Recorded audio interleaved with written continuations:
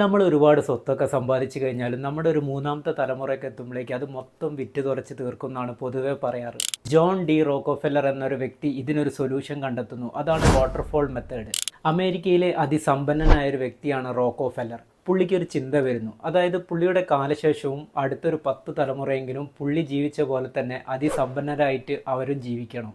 അതായത് പുള്ളി ഒരു ഫാമിലി ട്രസ്റ്റ് രൂപീകരിക്കുന്നു. ഈ ട്രസ്റ്റിൻ്റെ ഉള്ളിൽ തന്നെ ഒരു ബാങ്ക് കണക്റ്റഡ് ആയിരിക്കും. എന്നിട്ട് ഫാമിലി മെമ്പേഴ്സിൻ്റെ എല്ലാവരുടെ പേരിലും വലിയൊരു എമൗണ്ടിന് ലൈഫ് ഇൻഷുറൻസ് എടുക്കുന്നു. ഇവരുടെ കാലശേഷം ഈ എമൗണ്ട് ട്രസ്റ്റിലേക്ക് പോകുന്നു. ഇനി അടുത്ത തലമുറയിൽ ഒരു കുട്ടി ജനിക്കുമ്പോൾ ഓട്ടോമാറ്റിക്കലായിട്ട് ആ കുട്ടി ഇൻഷുർഡ് ആയിരിക്കും. പിന്നീട് ആ കുട്ടിയുടെ വിദ്യാഭ്യാസ ആവശ്യത്തിനും ബിസിനസ് ആവശ്യത്തിനും വേണ്ട പണമെല്ലാം ഈ ട്രസ്റ്റിൻ്റെ ഉള്ളിലെ ബാങ്ക് ലോണായിട്ട് നൽകും. പിന്നീട് അവർ മരിച്ചു കഴിയുമ്പോൾ ഈ എമൗണ്ട് ട്രസ്റ്റിലേക്ക് പോകുന്നു. ഇതൊരു ഇൻഫിനിറ്റി ലൂപ്പ് മാറി പ്രവർത്തിച്ചു കൊണ്ടേയിരിക്കുന്നു. അതുകൊണ്ട് തന്നെ എത്ര ജനറേഷൻ മുന്നോട്ട് പോയാലും ഇവരുടെ വെൽത്ത് ഒരിക്കലും നഷ്ടപ്പെടുന്നില്ല. അത് ട്രസ്റ്റിൻ്റെയും ഫാമിലി മെമ്പേഴ്സിൻ്റെ ഇടയിൽ സർക്കുലേറ്റ് ചെയ്തുകൊണ്ടേയിരിക്കും. ഇത് കേൾക്കുമ്പോൾ കുറച്ച് സിമ്പിളാണെന്ന് തോന്നുമെങ്കിലും ഇത് കുറച്ച് കോംപ്ലിക്കേഷൻ നിറഞ്ഞൊരു പ്രൊസീജിയറാണ്.